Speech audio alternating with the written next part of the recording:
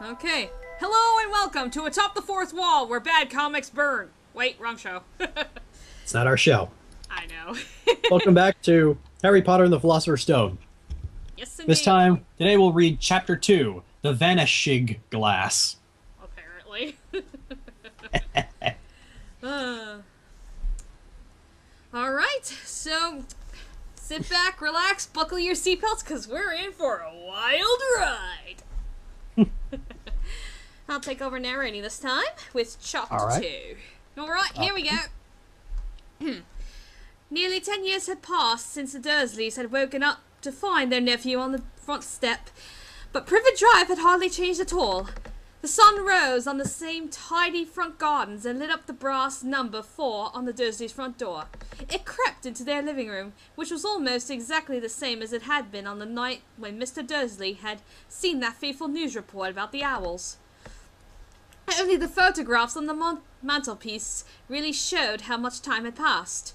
10 years ago, there had been lots of pictures of what looked like a large pink beach ball wearing different coloured bonnets.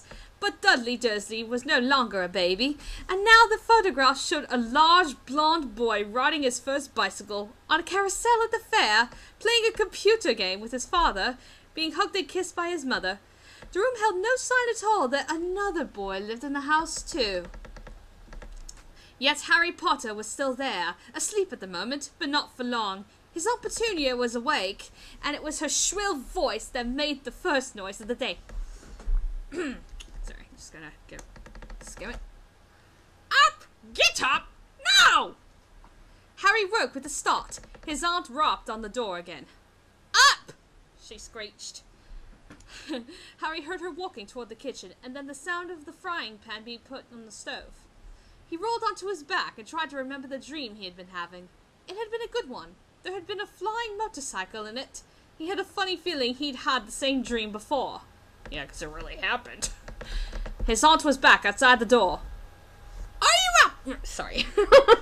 Sorry, I'm trying to do the high-pitched Australian voice. It's kind of hard to do. Are you up yet? She demanded. Nearly, said Harry. Well, get a move on. I want you to look after the bacon, and don't you dare let it burn. I want everything to be perfect on Dudley's birthday. Harry groaned. What did you say? His aunt snapped through the door. Nothing. Dudley's birthday. How could he have forgotten? Harry got slowly out of bed and started looking for socks. He found a pair under his bed and, after pulling a spider off one of them, put them on. Harry was used to spiders because the cupboard under the stairs was full of them, and that was where he slept. When he dressed, he went down the hall into the kitchen. The table was almost hidden beneath all of Dudley's birthday presents. It looked as though Dudley had gotten the new computer he wanted, not to mention the second television and the racing bike. Exactly why Dudley wanted a racing bike was a mystery to Harry, as Dudley was very fat and hated exercise, unless of course it involved punching somebody. Dudley's favourite punching bag was Harry, but he couldn't often catch him. Harry didn't look it, but he was very fast. Perhaps it had something to do with living in a dark cupboard, but Harry had always been small and skinny for his age. He looked even smaller and skinnier than he really was, because all he had to wear were old clothes of Dudley's, and Dudley was almost 4 times bigger than he was. Harry had a thin face, knobbly knees, black hair, and bright green eyes. He wore round glasses held together with a lot of Scotch tape because of all the times Dudley had punched him in the nose. The only thing Harry liked about his own appearance was a very thin scar on his forehead that was shaped like a bolt of lightning. He had it as long as he could remember, and the first question he could ever remember asking his Aunt Petunia was how he had gotten it. In the car crash when your parents died, she had said. I don't ask questions. Don't ask questions. That was the first rule for a quiet life with the Dursleys. Uncle Vernon entered the kitchen as Harry was turning over the bacon. Comb your hair! he barked, by the way of a morning greeting. About once a week, Uncle Vernon looked over the top of his newspaper and shouted that Harry needed a haircut. Harry must have had more haircuts than the rest of the boys in his class put together, but it made no difference. His hair simply grew that way, all over the place. Harry was frying eggs by the time Dudley arrived in the kitchen with his mother. Dudley looked a lot like Uncle Vernon. He had a large pink face, not much neck, small, watery blue eyes, and thick blonde hair that lay smoothly on his thick, fat head. Aunt Petunia often said that Dudley looked like a baby angel. Harry often said that Dudley looked like a pig in a wig. Harry put the plates of egg and bacon on the table, which was difficult as there wasn't much room. Dudley, meanwhile, was counting his presents. His face fell. 36, he said, looking up at his mother and father. That's 2 less than last year. Okay. Darling, you haven't counted on Marge's present. See, it's here under this big one from Mummy and Daddy. Alright, 37. said Dudley, going red in the face. Harry, who could see a huge Dudley tantrum coming on, began wolfing down his bacon as fast as possible in case Dudley turned the table over. Aunt Petunia obviously scented danger too, because she said quickly, "And we'll buy you another 2 presents while we're out today. How's that, Popkin? 2 more presents. Is that all right?" Dudley thought for a moment. It looked like hard work. Finally, he said slowly, So I have 30. 29, sweetums. Oh, alright then. Giving him the voice of Cartman. He is Cartman now. Yes, he's Cartman now. Dudley sat down heavily and grabbed the nearest parcel. Uncle Vernon chuckled. Little tyke wants his money's worth, just like his father. Attaboy, Dudley. Yeah, enable the spoiled brat, why don't you? At that moment, the telephone rang and Aunt Petunia went to answer it while Harry and Uncle Vernon watched Dudley unwrap the racing bike, a video camera, a remote-controlled airplane, 16 new computer games, and a VCR. Wow, this must have been the 90s. He was ripping paper off a gold wristwatch when Aunt Petunia came back from the telephone looking both angry and worried. "Bad news, Vernon," she said. "Mrs. Fig's broken her leg. She can't take him." She jerked her head in Harry's direction. Sorry. Dudley's mouth fell open in horror, but Harry's heart gave a leap. Every year on Dudley's birthday, his parents took him and a friend out for the day, to adventure parks, hamburger restaurants, or the movies. Every year, Harry was left behind with Mrs. Fig, a mad old lady who lived 2 streets away. Harry hated it there. The whole house smelled of cabbage, and Mrs. Fig made him look at photographs of all the cats she had ever owned. Oh, creepy cat lady. "Now what?" said Aunt Petunia, looking furiously at Harry as though he'd planned this.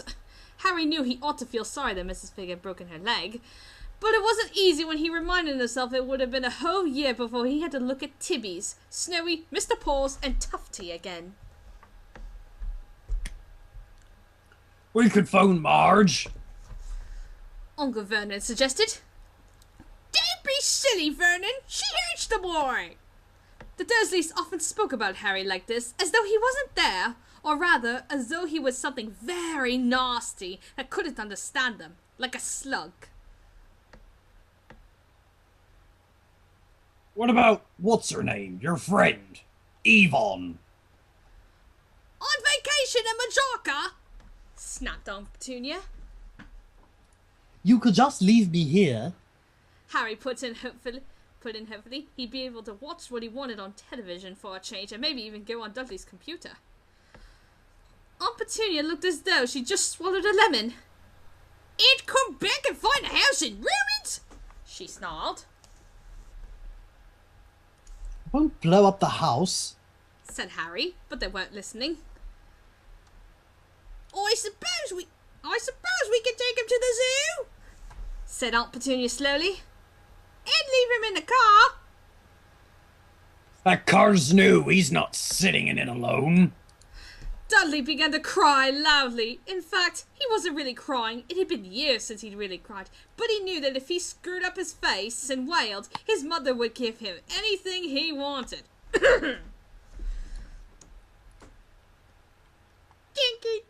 Sorry. Dinky Dotty Dums, don't cry. Mummy won't let him spoil your special day, she cried, flinging her arms around him. I don't want him to come. Dudley yelled between huge, pretend sobs. He always spoils everything. He shot Harry a nasty grin through the gap in his mother's arms. Turk! Just then, the doorbell rang. Petunia. Oh, good Lord, they're here! Said Aunt Petunia frantically, and a moment later, Dudley's best friend, Piers Pocus, walked in with his mother. Piers was a scrawny boy with a face like a rat. He was usually the one who held people's arms behind their backs while Dudley hit them. Dudley stopped pretending to cry at once. Half an hour later, Harry, who couldn't believe his luck, was sitting in the back of the Dursleys' car with Piers and Dudley, on the way to the zoo for the first time in his life. His aunt and uncle hadn't been able to think of anything else to do with him, but before they'd left, Uncle Vernon had taken Harry aside. I'm warning you now. He had said, putting his large purple face right up close to Harry's. I'm warning you now, boy. Any funny business, anything at all, and you'll be in that cupboard from now until Christmas. I'm not going to do anything, said Harry. Honestly. But Uncle Vernon didn't believe him. No one ever did. The problem was, strange things often happened around Harry, and it was just no good telling the Dursleys he didn't make them happen. Once, Aunt Petunia, tired of Harry coming back from the barbers looking as though he hadn't been at all, had taken a pair of kitchen scissors and cut his hair so short that he was almost bald except for his bangs, which she left to hide that horrible scar. Dudley had laughed himself silly at Harry, who spent a sleepless night imagining school the next day, where he was already laughed at for his baggy clothes and taped glasses. Next morning, however, he had gotten up to find his hair exactly as it had been before Aunt Petunia had sheared it off. Sorry. He had been given a week in his cupboard for this, even though he had tried to explain he couldn't explain how it had grown back so quickly. Another time, Aunt Petunia had been trying to force him into a revolting old sweater of Dudley's, brown with orange puffballs. Ew. The harder she tried to pull it over his head, the smaller it seemed to become, until it finally might have fitted a hand puppet, but it certainly wouldn't fit Harry. Aunt Petunia had decided it must have shrunk in the wash, and, to his great relief, Harry wasn't punished. On the other hand, he'd gotten into terrible trouble for being found on the roof of one of the school kitchens. Dudley's gang had been chasing him as usual when, as much as to Harry's surprise than anyone else, there he was sitting on the chimney. Dursleys had received a very angry letter from Harry's headmistress, telling them Harry had been climbing school buildings. But all he tried to do, as he shouted at Uncle Vernon through the locked door of his cupboard, was jump behind the big trash cans outside the kitchen doors. Harry supposed that the wind must have caught him in mid-jump. But today, nothing was going to go wrong. It was even worth being with Dudley and Piers to be spending the day somewhere that wasn't school, his cupboard, or Mrs. Fig's cabbage-smelling living room. While he drove, Uncle Vernon complained to Aunt Petunia. He liked to complain about things. People at work, Harry, the council, Harry, the bank, and and Harry were just a few of his favourite subjects. This morning, it was motorcycles. Roaring like maniacs, the young hoodlums, he said as the motorcycle overtook them. I had a dream about a motorcycle. Said Harry, remembering suddenly. It was flying. Uncle Vernon nearly crashed the car in front. He turned right around in his seat and yelled at Harry, his face like a gigantic beet with a mustache. Motorbikes don't fly! Dudley and Piers sniggered. I know they don't. Said It's Harry. only a dream.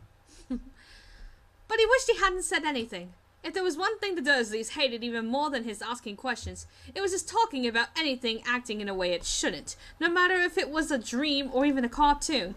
They seemed to think he might get dangerous ideas. It was a very sunny Saturday, and the zoo was crowded with families. The Dursleys bought Dudley and Piers large chocolate ice creams at the entrance, and then, because the smiling lady in the van had asked Harry if he wanted before they could hurry him away, they bought him a cheap lemon ice pop. It wasn't bad either, Harry thought, licking it as they watched the gorilla scratching its head, who looked remarkably like Dudley, except that it wasn't blonde. Harry had the best morning he'd had in a long time. He was careful to walk a little way apart from the Dursleys so that Dudley and Piers, who were starting to get bored with the animals by lunchtime, wouldn't fall back on their favourite hobby of hitting him. They ate at the zoo restaurant, and when Dudley had a tantrum because his Knickerbocker glory didn't have enough ice cream on top, Uncle Vernon bought him another one, and Harry was allowed to finish the first. Harry felt afterward that he should have known it was all too good to last. After lunch, they went to the reptile house. It was cool and dark in there, with lit windows all along the walls. Behind the glass, all sorts of lizards and snakes were crawling and slithering over bits of wood and stone. Dudley and Piers wanted to see huge, poisonous cobras and thick, man-crushing pythons. Dudley quickly found the largest snake in the place. It could have wrapped its body round Uncle Vernon's car and crushed it into a trash can, but at the moment it didn't look in the mood. In fact, it was fast asleep. Dudley stood with his nose pressed against the glass, staring at the glistening brown coils. Make it move, he whined at his father. Uncle Vernon tapped on the glass, but the snake didn't budge. Do it again, Dudley ordered. Uncle Vernon rapped the glass smartly with his knuckles, but the snake just snoozed on. It is purring, Dudley moaned. He shuffled away. Harry moved in front of the tank and looked intently at the snake. He wouldn't have been surprised if it had died of boredom itself. No company except stupid people drumming their fingers on the glass, trying to disturb it all day long. It was worse than having a cupboard as a bedroom, where the only visitor was Aunt Petunia hammering on the door to wake you up. At least he got to visit with the rest of the house. The snake suddenly opened its eyes. Opened its beady eyes. Slowly, very slowly, it raised its head until its eyes were on a level with Harry's. It winked. Harry stared. Then he looked quickly around to see if anyone was watching. There weren't. He looked back at the snake and winked too. The snake jerked its head toward Uncle Vernon and Dudley, then raised its eyes to the ceiling. It gave Harry a look that said quite plainly, I get that all the time. I know. Harry murmured through the glass, though he wasn't sure the snake could hear him. It must be really annoying. The snake nodded vigorously. Where do you come from, anyway? The snake jabbed its tail at a little sign next to the glass. Harry peered at it. Boa constrictor, Brazil. Was it nice there? The boa constrictor jabbed its tail at the sign again, and Harry read on. This specimen was bred in the zoo. Oh, I see. So you've never been to Brazil? As the snake shook its head, a deafening shout behind Harry made both of them jump. That's Piers. Dudley! Yeah. Dudley! Mr. Dursley! Come and look at this snake! You won't believe what it's doing! Dudley came waddling toward them as fast as he could. Out of the way, you! He said, punching Harry in the ribs. Caught by surprise, Harry fell hard on the concrete floor. What came next happened so fast, no one saw how it happened. 1 second, Piers and Dudley were leaning right up close to the glass. The next, they had leapt back with howls of horror. Harry sat up and gasped. The glass in front of the boa constrictor's tank had vanished. The great snake was uncoiling itself rapidly, slithering out onto the floor. People throughout the reptile house screamed and startled, running for the exit. As the snake slid swiftly past him, Harry could have sworn a low, hissing voice said, Brazil, here I come. Thanks, amigo. The keeper of the reptile house was in shock. But the glass. He kept saying. Where did the glass go? The glass. The glass. Glass. Stella. The Ziteratum himself made Aunt Petunia a cup of strong, sweet tea while he apologized over and over again. Piers and Dudley could only gibber. As far as Harry had seen, the snake hadn't done anything except snap playfully at their heels as it passed. But by the time they were all back in Uncle Vernon's car, Dudley was telling them how it had nearly bitten off his leg, while Piers was... While Piers was swearing and had tried to squeeze him to death. But worst of all, for Harry at least, was Piers calming down enough to say, Harry was talking to it, weren't you, Harry? Uncle Vernon waited until Piers was safely out of the house before starting on Harry. He was so angry he could hardly speak. He managed to say, Go. Cupboard. Stay. No meals. before he collapsed into a chair and Aunt Petunia had run to get him a large brandy. Harry lay in his dark cupboard much later, wishing he had a watch. He didn't know what time it was, and he couldn't be sure the Dursleys were asleep yet. Until they were, he couldn't risk sneaking out into the kitchen for some food. He'd lived with the Dursleys almost 10 years. 10 miserable years, as long as he could remember, ever since he'd been a baby and his parents had died in that car crash. He couldn't remember being in the car when his parents had died. Sometimes, when he strained his memory during long hours in his cupboard, he came up with a strange vision. A blinding flash of green light, and a burning pain on his forehead. This, he supposed, was the crash, though he couldn't imagine where all the green light came from. He couldn't remember his parents at all. His aunt and uncle never spoke about them, and of course he was forbidden to ask questions.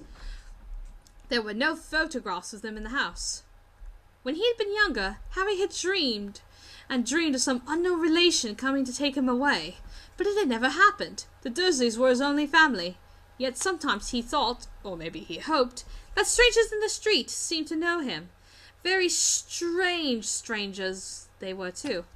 A tiny man in a violet top hat had bowed to him once, while out shopping with Aunt Petunia and Dudley. After asking Harry furiously if he knew the man, Aunt Petunia had rushed him out of the shop without buying anything. A wild-looking old woman dressed all in green had waved merrily at him once on a bus. A bald man in a very long purple coat had actually shaken his hand in the street, and the other day, and then walked away without a word. The weirdest thing about all these people was the way they seemed to vanish the second Harry tried to get a closer look. At school, Harry had no one. Everybody knew that Dudley's gang hated that odd Harry Potter and his baggy old clothes and broken glasses, and nobody liked to disagree with Dudley's gang. Okay, and that's chapter 2. Alright, take another break. Save the stream. Yippers, I'll just do that. Control bar. Okay, we'll be back in a few, guys.